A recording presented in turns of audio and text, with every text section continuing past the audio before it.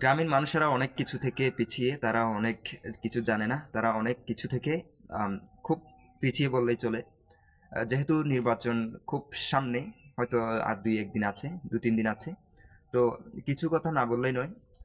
একটা হচ্ছে যে যখন নির্বাচন কাছাকাছি চলে আসে তখন মানুষদেরকে অনেকভাবে বিভ্রান্ত করার চেষ্টা করে, বিশেষভাবে গ্রামীণ মানুষদের।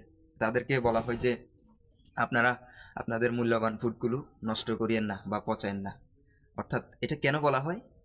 বলা হয় যে আম, একটি ধরেন একটা এলাকায় এক্স ওয়াই জেড তিনটা দল রয়েছে। এই তিনটার মধ্যে সমর্থক যদি হিসেব করি তাহলে দেখা যায় এক্স এর সমর্থক হচ্ছে 300, ওয়াই এর সমর্থক হচ্ছে 200 এবং জেড এর সমর্থক হচ্ছে 100। তো এখন এক্স এর যে 300 জন সমর্থক আছে প্রকাশ্যে, সেটাকে ভোট না দিয়ে যদি আপনি যদি অন্য আরেকটাকে ভোট দেন, আরেকজন দলকে ভোট দেন, তখন সেক্ষেত্রে বলা হয়ে থাকে আপনার ভোটগুলো নষ্ট করিয়েন না। অর্থাৎ আপনি যদি 100 জেডকে ভোট দেন তাহলে আপনার মতের কোনো মূল্য নেই। এই ধরনের প্রোপাগান্ডা ছড়ানো হয়, কিন্তু বাস্তবে কি তাই? আমি আমার ভোট আমি দিব, অবশ্যই চিন্তা চেতনা বিবেক দিয়ে ভোট দিব।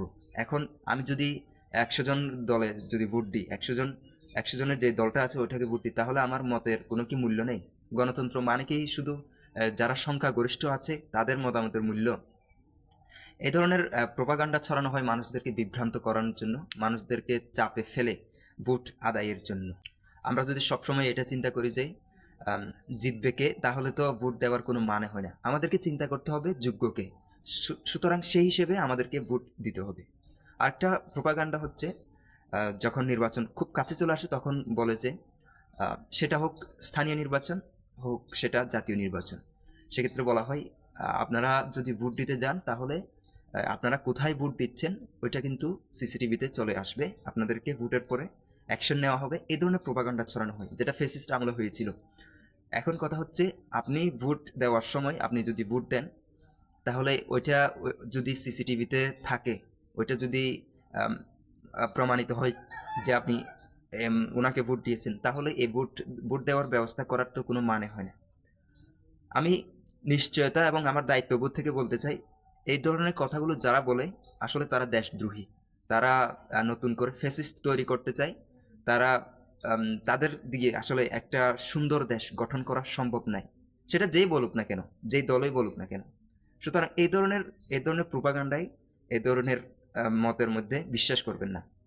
এগুলো ভুলভাল বোঝানো হয়।